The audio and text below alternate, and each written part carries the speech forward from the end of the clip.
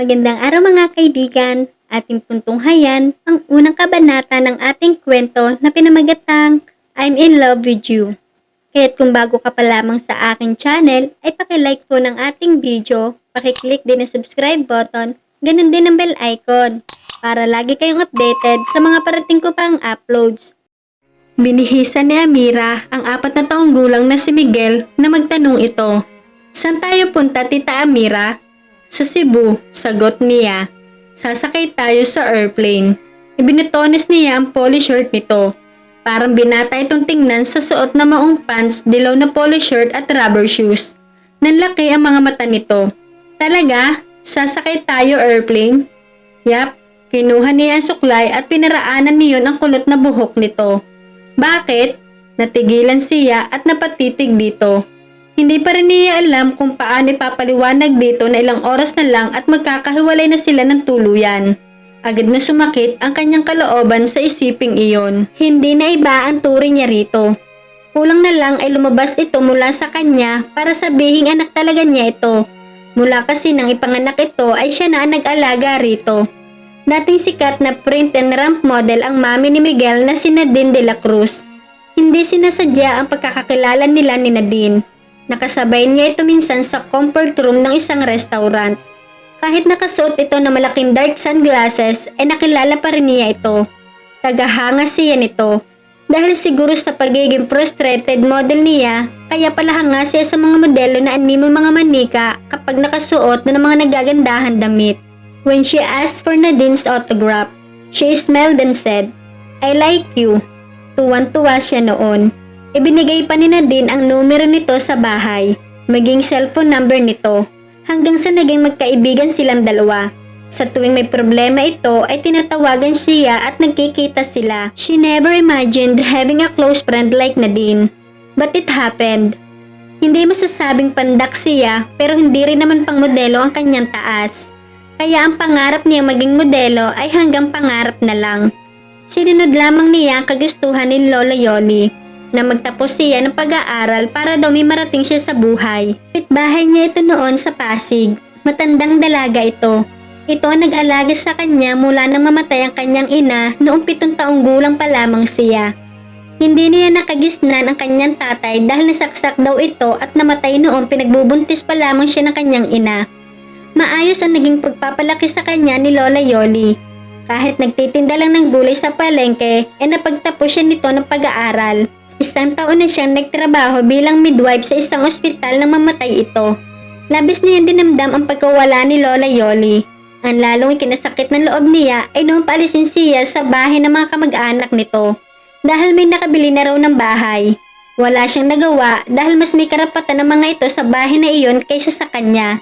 Lalo pa at wala namang iniwang kasulatan si Lola Yoli bago ito namatay. Mula noon ay namuhay siyang mag-isa. Wala siyang kilalang kamag-anak na maaari niyang takbuhan. Mabuti na lamang at nakilala niya si Nadine at naging matalik na kaibigan. Sinuportahan siya nito at tinulungan sa kanyang problema. Kaya noong ito ang nagkaroon ng mabigat na problema ay dinamayan niya ito. Lumalim pa ang kanilang pagkakaibigan. Sa katunayan, kapatid na ang turing nila sa isa't isa. Wala silang lihiman hanggang sa pinagtapat nito sa kanya na buntis ito. Isang kilalang politiko raw ang ama ng sanggol na dinadala nito kaya hindi nito pwedeng ibunyag sa publiko iyon. Nang mga anak ito ay siya na nga nag-alaga sa sanggol.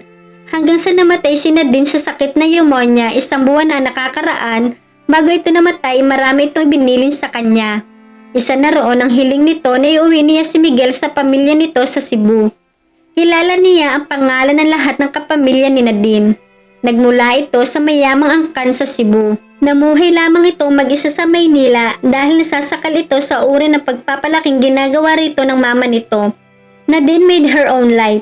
16 anyos pa lamang ito na magtungo sa Maynila at hindi na muling bumalik sa pamilya nito.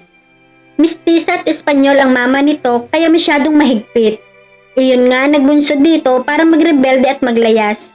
3 ang kapatid nito. Madre ang ate nito na si Sheena. Istrikto pero may puso naman daw si Warren. May pagka-chick boy raw ang isa pang kuya nito na si Jonathan. Nais nito na dalhin niya ang liham nito para sa lahat ng kapamilya nito. Nasa liham daw na iyon ang paghingi ni Nadine ng tawad. Ipalagay rin daw niya sa chapel na nasa loob ng farm ng pamilya nito ang abo. Ibinilin din nito sa kanya na ibigay si Miguel sa pinakamatanda at pinakapaboritong kapatid nito na si Warren. Hiyang-hiya raw si Nadine sa kuya nito, kaya noon naghihirap ito sa sakit hindi ito lumapit kay Warren. Pero natitiyak daw ni Nadine na hindi maaaring hindi tanggapin ng pamilya nito si Miguel, lalo na si Warren, dahil malaki raw ang pagkakahawig ni Miguel sa tiyuhin nito. Nanikip na naman ang kanyang dibdib. Magiging napakasakit sa kanya na mawalay kay Miguel, pero kailangan niyang ibigay rito sa mga tunay na kaanak nito. Kailangan na rin niyang humanap ng bagong trabaho at magsimula ng bagong buhay na wala si Miguel. Pagkahatid niya rito sa Cebu, babalik agad siya sa Maynila para maghanap ng mapapasukan. Magsisimula na rin siya mag-isip para sa kanyang sarili. Panahon na siguro para bumuo siya ng sarili niyang pamilya. She was of age already but she had not experienced having a boyfriend yet. Sa loob ng maraming taon ay uminog lamang ang kanyang buhay kina Nadine at Miguel. She had no regrets thought. She was happy with Miguel. Tita, hinila nito ang daylayan ng kanyang blusa. Ha? Naitatanong kita kanina, bakit tayo punta doon saan nga iyon? Yumuko siya at hinaplos ang buhok nito. Sa Cebu, sa pamilya mo. Pamilya? Tumango siya. Sa family ng mami mo. Taga-roon kasi kayo. Pumunot ang noo nito. Ayoko doon. Dito lang tayo. Hindi pwede. Tandaan mo na lahat ng gusto ng mami mo ay para sa kabutihan mo kaya dapat kong sundin. Kasama pa rin kita, tita. Hindi mo ako iwan? Sa halip na sumagot, hinaplos uli niya ang buhok nito. Halika na. Baka malate tayo sa flight. Kinuha na niya ang traveling bag at saka siya nagpasyang lumabas ng condominium unit. Habang nasa loob sila ng elevator pababa sa parking lot ay bumalik sa kanyang alaala ang huling pag-uusap nila ni Nadine.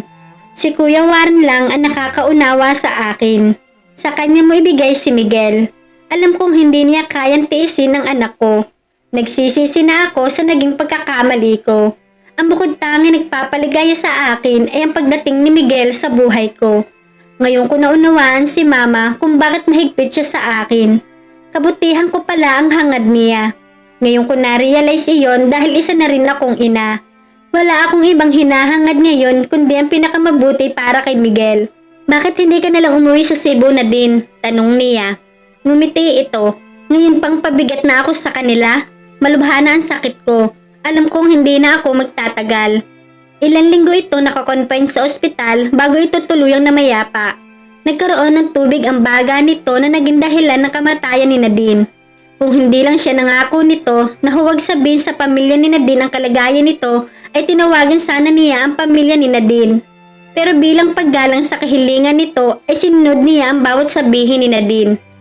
Hindi iba ang naging turing nito sa kanya. Sa dinami-rami raw naging kasama at kaibigan nito sa modeling career nito, siya lamang ang naging totoo rito.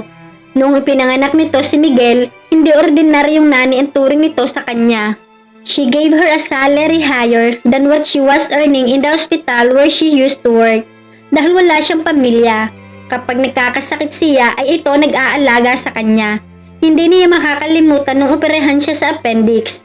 Si Nadine ang nag-alaga sa kanya sa ospital. Ito rin ang sumagot sa lahat ng gastos. Noon tuluyan na itong tinalikuran ng lalaking nakabuntis dito ay tumigil si Nadine sa pagmumodelo. Nagtulong sila sa pangangasiwa sa maliit na flower shop na tinayo ni Nadine. Hindi naman kalakihan ang kita sa negosyong iyon kaya kaunti lang din ang naipon nito. Noong ito naman na nagkasakit at nangailangan ng pera para sa pagpapagamot ay hindi siya nangiming ibigay rito ang naipon niyang pera. Bawat hakbang niya ay may plano. Alam na ng mga De La Cruz na darating sila ni Miguel. Nakikipag-communicate siya kay Warren sa pamamagitan ng email. Maaari siyang magtagal ng 1 linggo sa Cebu kahit wala silang napag-usapan kung saan siya titigil habang naroon siya. Kung siya ang tatanungin, gusto niyang iwan agad si Miguel para hindi gaanong maging masakit sa kanya ang pag-iwan dito. Bago namatay si Nadine ay nagawa nitong kunin ang numero at email address ng Kuya Warren nito. 3 beses silang nagpalitan ni Warren ng email. Ramdam niya sa maikling sulat nito na tama ang sinabi ni Nadine tungkol dito. He was precise and straight to the point. Ganon din ang ginawa niya. Sinabi niya lahat sa email ang nais niya sabihin kay Warren. Bagay na baka hindi niya malinaw na masabi kapag sa telepono niya ito kausap. May pakiramdam kasi siya na intimidating ito. He spoke with authority in his letters. Laging sinasabi ni Nadine na gwapo ang Kuya Warren nito. Hindi nga lang daw nito alam kung nag-asawa na ang kapatid dahil wala na itong naging komunikasyon sa pamilya nito mula na maglaya si Nadine. Pagkalipas ng 1 oras na paglalakbay sa Himpapawid ay lumapag na sa airport ng Cebu City ang eroplanong sinasakyan ni Amira. Ang sabi ni Warren sa email nito ay ito ang susundo sa kanila ni Miguel. Hindi naman ito nagbigay ng larawan para makilala niya si Warren. Sa halip ay humingi ito ng larawan ni Miguel para daw malaman itong hitsura ng pamangkin nito. Hila-hila ng kanang kamay niya ang maleta ng mga damit ni Miguel. Nakasukbit naman sa kaliwang balikat niya ang bag na kinalalagyan ng kanyang mga damit. Akay-akay rin niya si Miguel na mayat maya nagtatanong sa kanya. Tita Amira, saan na tayo? Sa Cebu na tayo, Miguel. Tapos, saan na tayo punta? Nginitian niya ito. Sa inyo. Mamimit mo na ang lola mo at saka mga tito at tita mo. Hindi ito umimik. Aren't you happy? Gusto ko sama ko ikaw lagi, Tita Amira. Ikaw ang second mommy ko, sabi ni Mami, kaya dapat kasama kita palagi. Nalungkot uli siya. Leaving Miguel will be the hardest part for her. Niyaya lang niya ito maupo sa isang bench. Hintayin natin ang sundo natin. Sinong susundo sa atin? Tanong nito. Ang tito mo. Hintayin na lang natin na lumapit siya. Hindi ito kumibo. Humigpit ang pagkakahawak nito sa kamay niya na animoy natatakot ito na mawalay sa kanya. Gutom ka na ba? Tanong niya. Mag-aalas 3 na noon ang hapon. Umiling ito. Magsasalita pa sana siya nang may marinig siyang tinig na nagmula sa kanilang likuran. Miss Cortez? Sabay silang lumingon ni Miguel sa pinanggalingan ng boses. Isang matangkad na lalaki ang nakita niya. Gwapo at maputi ito. Napansin agad niya ang kaunting pagkakahawig nito kay Nadine. He must be Warren. Tumayo siya mula sa kinauupuan. Yes, I'm Amira Cortez. Mr. Warren de la Cruz?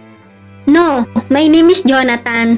May biglang appointment si Kuya Warren kaya akong inutusan niyang sumundo sa inyo. Ngumiti ito at kapag kuwan iniyuko nito si Miguel. You must be Miguel. How are you, young boy? Ginulo nito ang buhok ni Miguel. Hello, little boy. I'm your Uncle Jonathan. Everybody is waiting for you. Biglang nagtago si Miguel sa likuran niya. Kulang na lang itago nito ang mukha sa ilalim ng kanyang blusa. Mahiyain ka pala, wika ni Jonathan saka ito tumingin sa kanya. Pinibago lang siya, masasanay rin siya sa inyo. Ngumiti si Jonathan. I should say nag-alangan pa akong lapitan kayo kanina. My brother hugged Miguel's picture printed kaya na siguro kung kayo na nga ang dapat kong lapitan. Besides, he looks like Ariel de la Cruz. Kamukhang kamukha siya ni Kuya Warren. Bakit ka nag-alangan lumapit? Well, ang sabi ni Kuya, yaya raw ni Miguel ang kasama niya. I was expecting an old chubby lady. Lumapad ang ngiti nito. I was not expecting to see a pretty woman here. Uminit ang kanyang mga pisngi sa hayagang pambubola nito. Pagod na si Miguel, baka pwede na tayong... Para namang napahiya si Jonathan. Okay, I'm sorry. Kinuha nito ang maleta. Akmang kukunin nito ang traveling bag niya pero hindi niya binigay iyon. Kaya ko na ito, Ania. Ako na, pamimilit nito. Hindi dapat pinagbubuhat ng mabigat ang magandang babae na kagaya mo. Sa narinig, nasiguro agad niya na bulero ito. Napilitan siyang ibigay kay Jonathan ang traveling bag. Bahala ka, baka mabigitan ka masyado.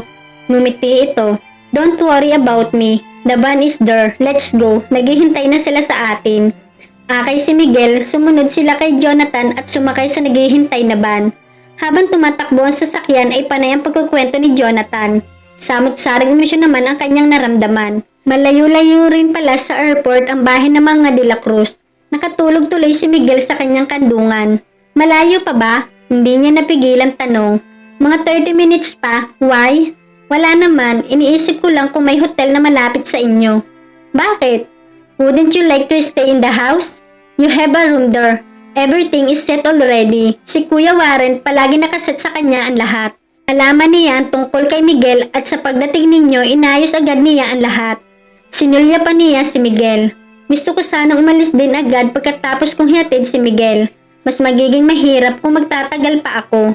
Sa palagay ko hindi ka papayagan ni Kuya. Pumunot ang kanyang noo. Don't get me wrong, I might leave a negative expression about my brother on you. Basta ang masasabi ko lang, kayo na lang ni Kuya ang mag-usap. Bago siya umalis kanina, ipinagbili niya kayo sa amin. At saka Amira, ako ang unang malulungkot kapag hindi ka man lang mag-stay kahit sandali sa bahay namin. Mahirap para sa akin at para kay Miguel kung magsasama pa kami ng matagal. Sa tingin ko nga, masyado kayong malapit sa isa't isa. Humiling-iling ito. Sina din kasi masyadong matiisin. He was gone for so many years. Pagkatapos si anak na lang ang iiwan niya sa amin. She should have come home and tell us about Miguel. Hindi siya nagkomento o nagtanong kahit nakita niyan tila may kumislap na luha sa mga mata ni Jonathan. Alam ni Amira na mayaman ang pamilya de la Cruz pero hindi nito sinabi sa kanya na daan-daang ektarya pala ang lupaing sakop ng asyenda ng nasabing pamilya. May nadaanan silang malawak na taniman ng saging at mangga. Ayon kay Jonathan, sakop iyon ng lupain ng pamilya nito. Ilang kilometro pa ang tinakbo ng van bago sila pumasok sa isang mataas na arkong bakal. Nakaukit sa itaas niyon ang Hacienda de la Cruz. Mula roon, inatatanaw niya ang isang mansyon. Hindi niya inakala na may ganoong kalaki at kagandang bahay sa liblib na lugar ng Santo Tomas Carmen, Cebu City. Noon din inapanatag ang kanyang loob. Hindi mapapasama ang buhay ni Miguel sa tunay na pamilya nito. Naisip din niya ang magandang buhay na tinalikuran ni Nadine. Gayunman ay naiintindihan din niya kung bakit ginusto nitong mamuhay ng malaya. Here we are, pahayag ni Jonathan nang ihinto nito ang minamanehong van sa harap mismo ng main door ng mansyon. Bumaba ito at binuksan ang pinto sa backseat.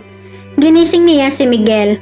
Nagmagmulat ito ng mga mata ay hinagkan niya ito sa noo. Ito ka na Miguel sa bagong bahay mo.